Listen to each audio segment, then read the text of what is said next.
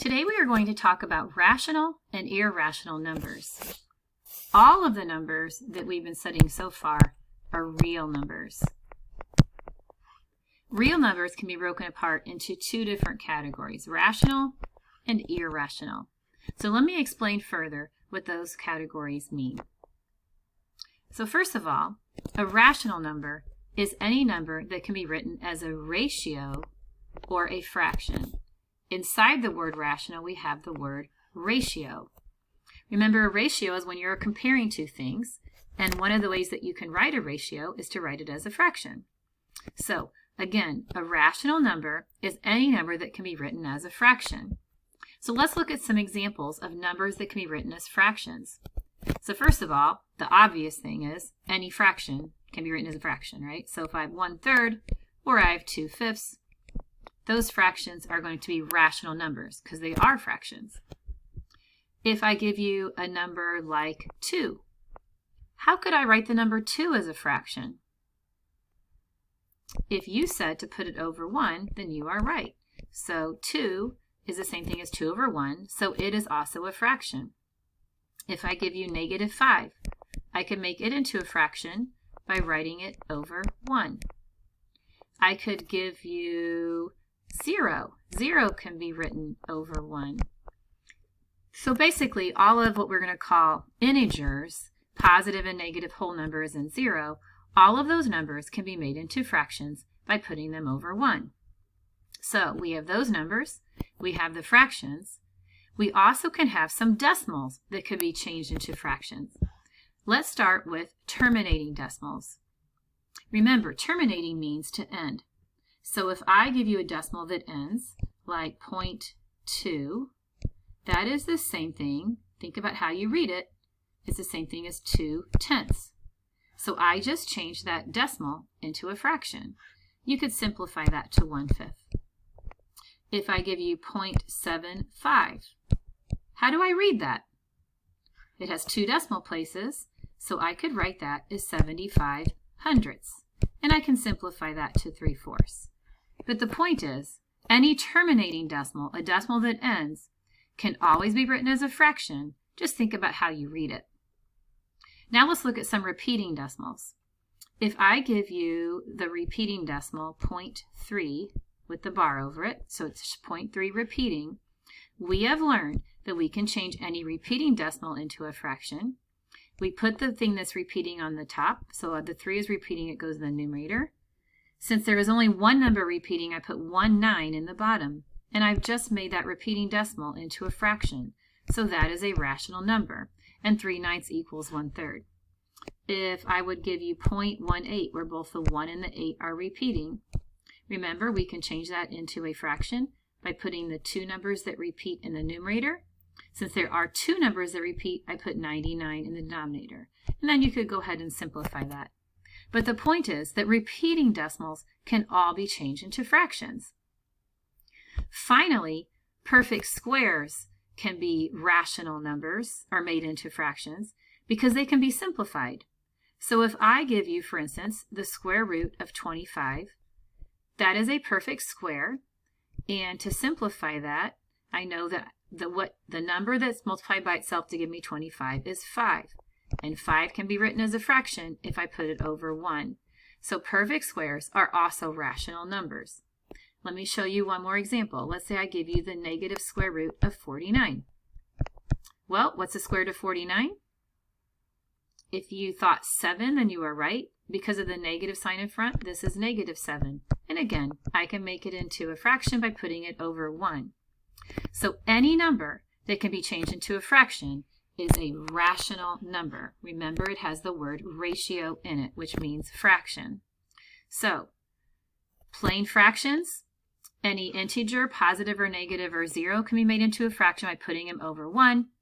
Any terminating or repeating decimal can be made into a fraction, and all perfect squares can be simplified and made into fractions. So all of those are examples of rational numbers. So next we have irrational numbers. So the prefix IR means not. So irrational means it cannot be written as a ratio or cannot be written as a fraction. So what do those numbers include? Well, it's everything else. So if you have the rational numbers, like the fractions, the integers, the terminating decimals, the repeating decimals, and the perfect squares, then everything else is an irrational number. So again, irrational numbers cannot be written in fraction form. They will include things like non-terminating decimals, non-repeating decimals, and non-perfect squares. Let's make sure you're good on those terms. An example of a non-terminating decimal would be pi, because pi is equal to 3.1415, and I'm just going to put dot, dot, dot. The dot, dot, dot means it goes on forever and ever, so it's not terminating. You will never be able to change that into a fraction. Another example could be just some random decimal that randomly goes on and on without any kind of a pattern. So it could be like 0.2576114 dot, dot, dot. It is not terminating. It is not repeating. You can never change that into a fraction. So those are both examples of irrational numbers. Another example of an irrational number is a non-perfect square. So you've been working on memorizing those perfect squares. Anything else is a non-perfect square. So for instance, we don't know exactly the square root of 2. If you put it in your calculator, it'll carry it out to the number of places that you can see, but it's actually going on and on forever and ever. It is actually non-terminating. That would be an example of an irrational number. The square root of 2 is a non-perfect square, the square root of 3, the square root of 5, the square root of 6, the square root of 7, the square root of 8, and so on. We have an infinite number of examples. So again, irrational numbers cannot be written as a fraction. They are everything else that's remaining, which are the non-terminating, non-repeating decimals and the non-perfect squares. So let's go ahead and practice it. You're going to be given some different values, and you're going to be asked to state whether they are rational or irrational, and then explain why you chose that answer. So an example is shown for you here. The first value you are given is -12. Is -12 rational or irrational? Well, it has here that it's rational, so think about how can we make that into a fraction, into a ratio? We could just put it over 1. So since it can be written as a fraction, it is rational. The next example we just talked about, pi is irrational. It can never be written as a fraction because it is non-terminating and non-repeating. It's 3.1415 dot, dot, dot. You could never try to read that in a way where you could make that into a fraction. How about the next one, 0.6? If you said rational, then you are right. Think about how you read that. The proper way to read it isn't 0.6, it is 6/10. So if I can read that as 6/10, I'm reading it as a fraction, so it is a rational number because terminating decimals are rational numbers. We can write them as ratios. Let's look at the next one, 7/8. Rational or irrational? I hope you're able to answer this one pretty quickly. It already is a fraction, so it's written as a ratio, so it is rational because it can be written as a fraction because it is one. Now, go ahead and take a look at the rest of the examples that you see on the page. These right here. See if you can classify them as rational or irrational and be able to state why. Hit pause and then hit play when you are ready. Okay, if you are ready, let's go through it. The first example, if you look at this decimal here, it is not repeating and it is not terminating. The dot dot means it's going on and on. So that is an irrational number, and you should have stated because it is non-terminating and non-repeating. 0.3 with the bar over it there, they have 0.33 with the bar over both. That's a repeating decimal. Remember, that can be changed into a fraction. So that is rational, and it's a repeating decimal. That equals 3/9, which is 1/3. So it is a rational number. Now we see a square root. So when you see a square root, you want to first ask yourself if that is one you could simplify. Is that a square root that's a perfect square that you could simplify it? The answer for the square root of 20 is no. That is not a perfect square. So the answer is that it's irrational because it's a non-perfect square. The next problem, negative 1.75.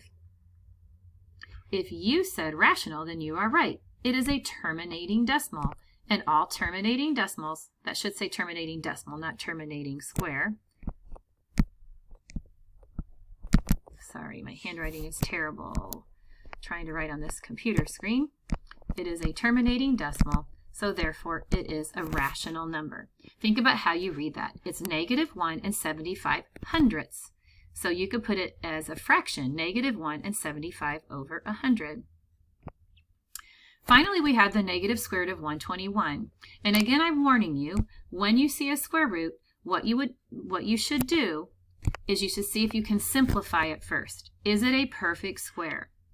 And the square root of 121 that is 11. The negative sign in front means it's negative 11. So all perfect squares are rational numbers. And the reason is because they're perfect squares, they can simplify into an integer. We could put the integer, oops, sorry about that. We could put the integer over 1, and therefore we've made it into a fraction. Let's go ahead and try a few more problems. Go ahead and try these 4 problems on this page. When you are ready, go ahead and hit play. Hit pause in the meantime and give them a try first. Okay. The first problem says Joseph wants to find the side length of a square that has an area of 150 feet. Should his answer be rational or irrational? So remember that when you have a square and you're given the area of a square, the area is found by taking the side times itself, or the side squared, because it's the length times width, but they're both equal. So if you know the area, to find a side length, you take the square root of that area to be able to figure out the length of one side, to figure out what number times itself gave you that 150. So that's the square root of 150. Now you're asked, is that going to be rational or irrational? So because it is a square root, you want to decide, is it a perfect square or a non-perfect square? And hopefully you said that that is an irrational number because that is a non-perfect square. Okay? Problem number 2. You're supposed to pick out the number that is not a rational number. So the first number is a terminating decimal. That is rational. The next number, 5/9, is a fraction. So that is written as a ratio. That is rational. The square root of 25 is equal to the number 5. We could put that over 1. That is rational. The next number is a repeating decimal. We know repeating decimals can all be changed into fractions, so that is rational. So we're down to this last one here, the square root of 30. That one is not rational. And hopefully you put that the reason why is because it is not a perfect square. Problem number 3, Brad converted 5/11ths to a decimal, and his result was a repeating decimal. Does that mean the value is rational or irrational? Well, if you said rational, then you are right, because we know all repeating decimals can be changed into a fraction, so they are rational. Lastly, let me go ahead and reveal the answers to these last problems here, and you can see how you did. Remember, letter A is a terminating decimal, that is rational. Letter C is a repeating decimal, it is rational. Letter B is non-terminating, non-repeating, so it is irrational. So that is a summary of rational and irrational numbers. Those are the 2 main categories that we will put all of our real numbers that we have learned into. Rational numbers means that it can be changed into a fraction. It includes fractions, integers, repeating decimals, and terminating decimals, and perfect squares. All the other numbers are irrational numbers. Irrational numbers include non-terminating decimals and non-repeating decimals and non-perfect squares.